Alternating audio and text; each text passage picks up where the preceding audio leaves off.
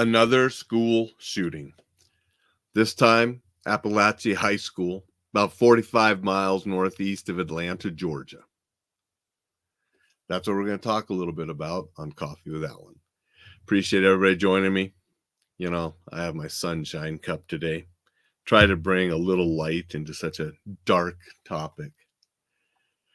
Again, everybody that listens to replays, everybody listens to the podcast, everybody listens live, comments, shares.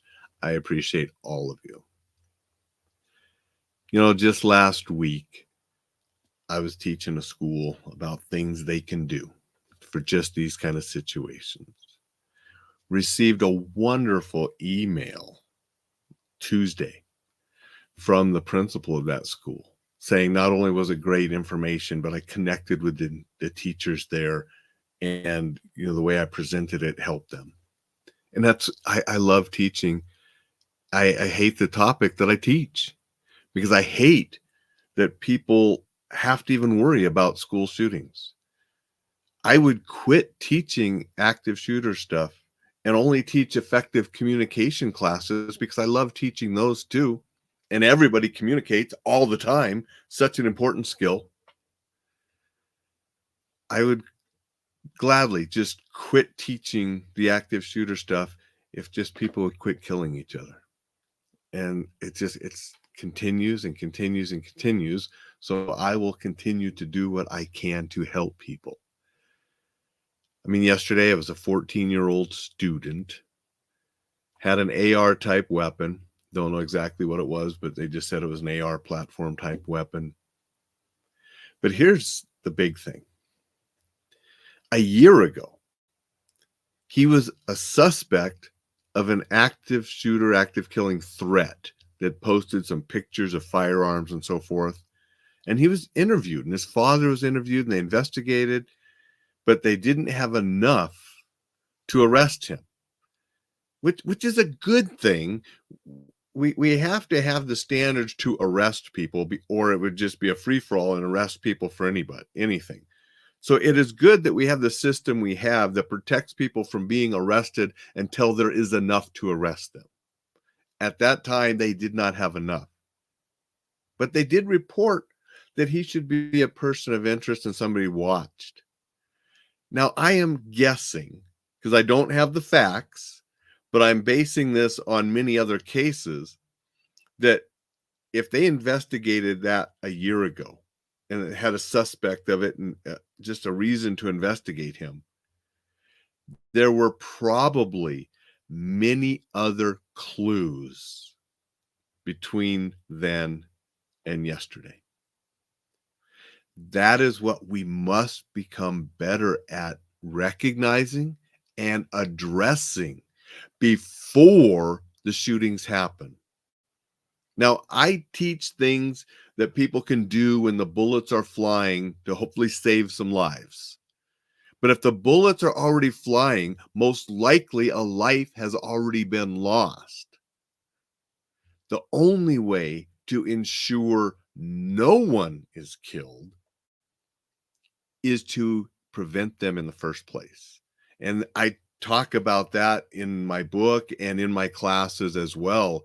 And I think that is so important to have a threat assessment team, to look at the location, wherever it is, whether it's a school or business, someplace else, and look at the vulnerabilities of the location and what can you do to fix those. And then sometimes we fix those, but it's not convenient. You know, we have doors locked, but that's not convenient, so people prop the doors open. A lot of times our security measures and the things we have to keep ourselves safe, people ignore, don't follow, and so forth because they're not convenient, and we don't really need to mess with that. Things like that don't happen here, blah, blah, blah, blah, blah, until they do. So we need to assess vulnerabilities and do what we can to fix those and make places more difficult to become a crime zone. But we also need to really focus on why are these happening? Now, I'm not a medical doctor. You know, I got a Juris Doctorate. and a business degree. And I teach more tactics and those things because I'm not a doctor. I even got criticized for my book for calling certain people that do these crimes names that weren't professional, medical names. It probably said that they were crazy or whatever. I mean, because you're not right in the head, in my opinion, if you're going to go kill innocent people. There's something wrong. I don't know the medical blah, blah, blah. I just know there is something majorly wrong if you're going to go kill people.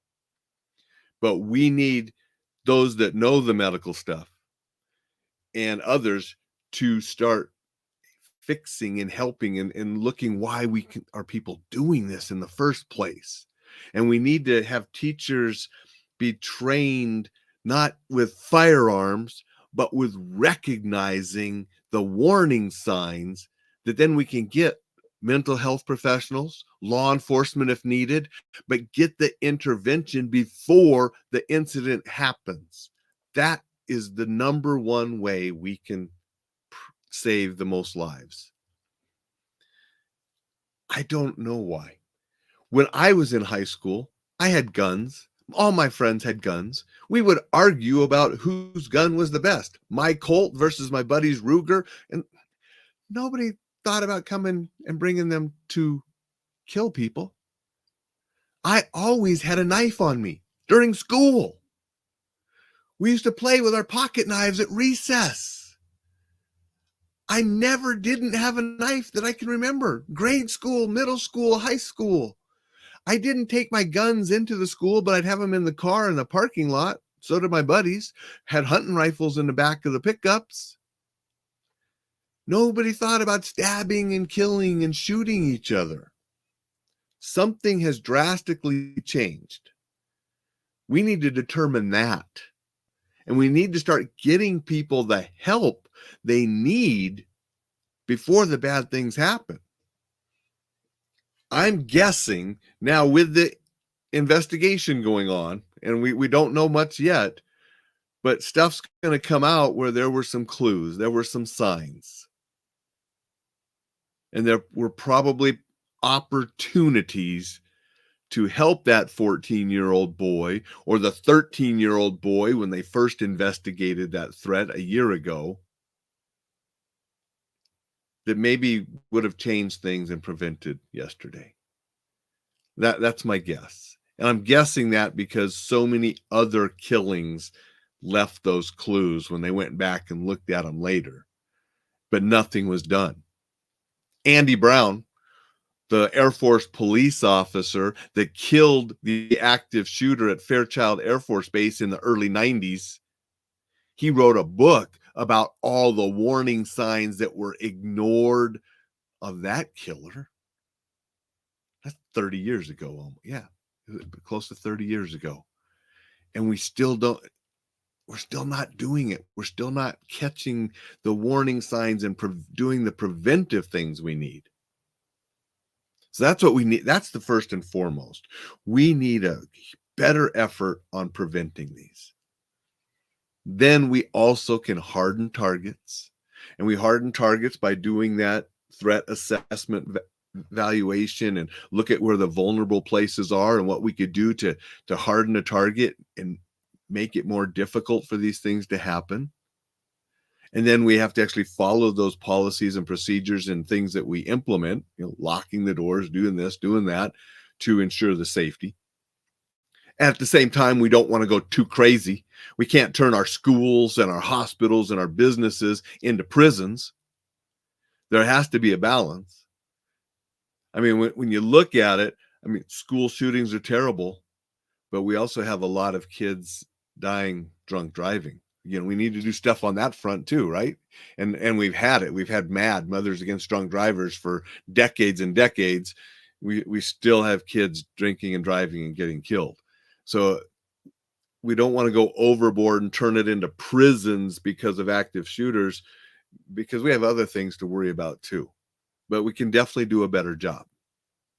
We can train teachers and staff on different protocols, things they can do to keep themselves and others safer and to save lives in an incident. That includes first aid and trauma aid which goes past first aid, having tourniquets and pressure bandages and the knowledge of those, at a facility that can save lives, because many gunshot wounds are survivable if you get medical attention quick enough. And so that medical piece is important. And that medical piece isn't just for active killers. It's for car crashes and other things too. Having medical knowledge and gear to save lives, stop bleeding, is not just for active shooters. It's for other things too that could kill people. So having that knowledge and having a tourniquet and so forth is just good to have. So there's a lot of different segments we can do. We can have the SROs at the school be better trained, make sure we have good SROs that are going to do what they're supposed to do, because we've seen that fail in a couple places. I don't know why, but we've seen it. So we got to make sure we have the right officers doing the job, protecting the schools and students. I am not in favor of giving all the teachers guns. I've worked with thousands of teachers, literally, and they became teachers because they didn't want to become cops and soldiers. They don't want to carry guns. They don't want a gun in the classroom and to maybe shoot one of their students if that student were to be it's so much. And then you have who's going to purchase the firearm, who's going to pay for it, who's going to pay for training, what's the insurance going to do. We have soldiers and law enforcement officers that are going to be way more trained than teachers that miss in actual gunfights. What if a teacher misses and kills a student? There's just so many things bad about having teachers with guns. And that's why I want an SRO, a trained law enforcement officer, a quality, exceptional law enforcement officer, not just trained with tactics as far as they can use their firearm and other tools, but they also have to have the right mentality and the training to deal with students and teachers in that environment, because it's a different environment than out on the street. So we need that. We need to do a better job. You don't just take any old officer and stick them over to the school. You need to have the right officers at the school. Okay. Now you can arm teachers with a reflex protect, something that's non-lethal. They're way more receptive to having a non-lethal, because it's just the lethal force in the thought of a teacher killing somebody, killing maybe a student, that so many of them are like, no.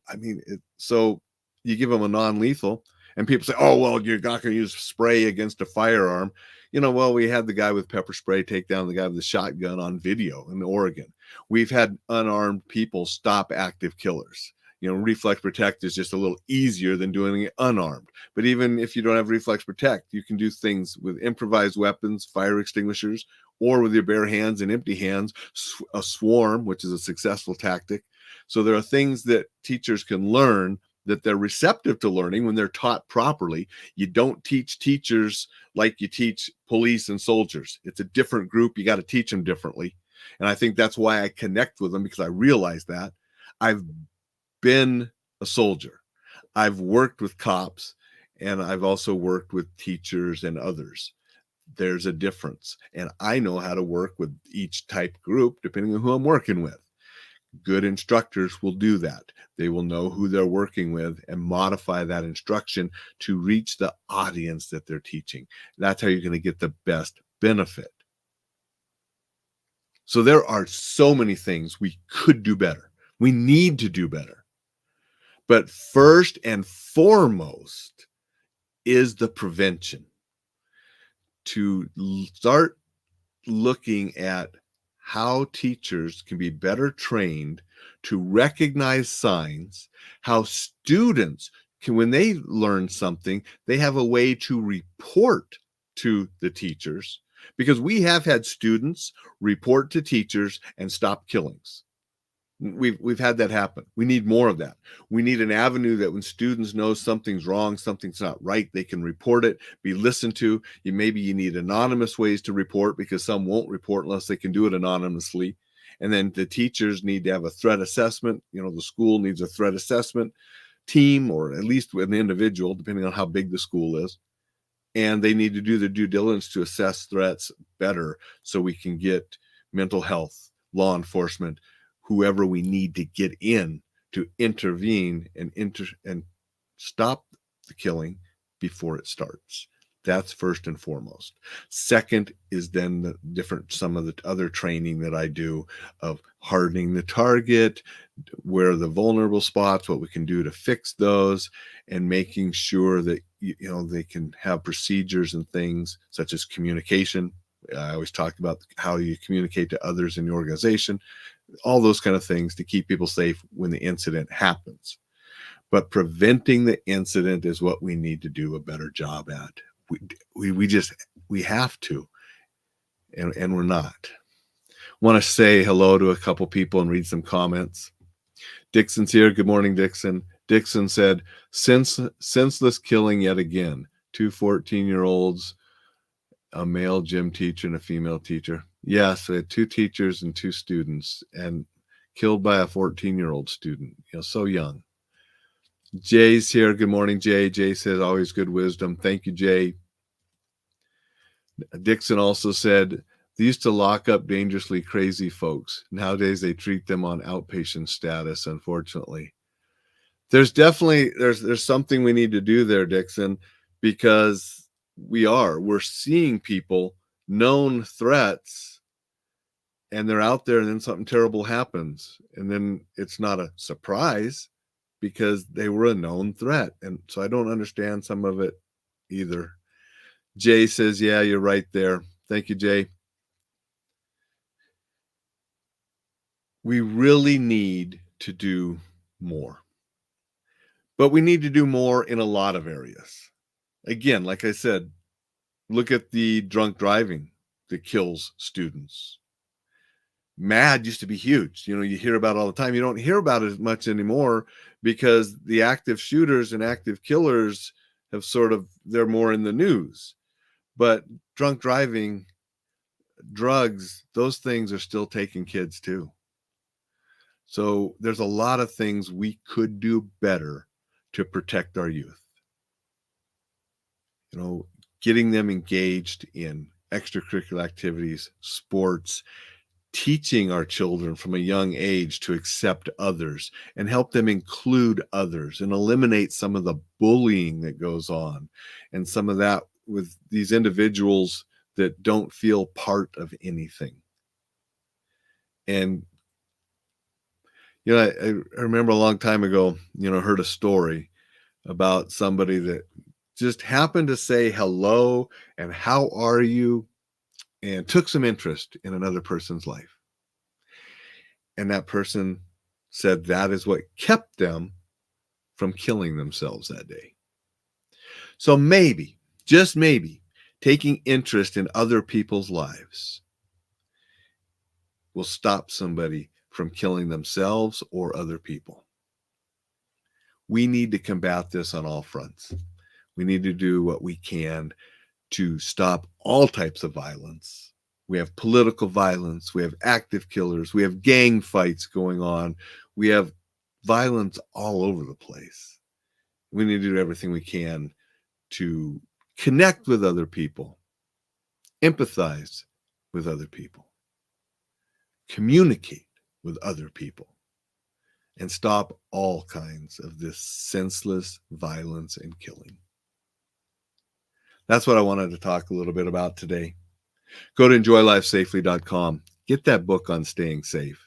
It's important to keep you and your loved ones safe. If you want to know more about active shooter response, my book, Survive a Shooting, available on Amazon. You can get a paper copy. They got it at a discount price on Amazon. You can get the Kindle version if you read Kindle. So it's available Amazon. Alain Burris, Survive a Shooting. Pretty easy to find. And it has a whole bunch of different stuff about things you can do before, during, after to save lives. Let's be nice to each other, everybody. Hug a loved one. Say hi to a stranger. Let's communicate more, violence less. Make it a terrific Thursday. We'll see you tomorrow.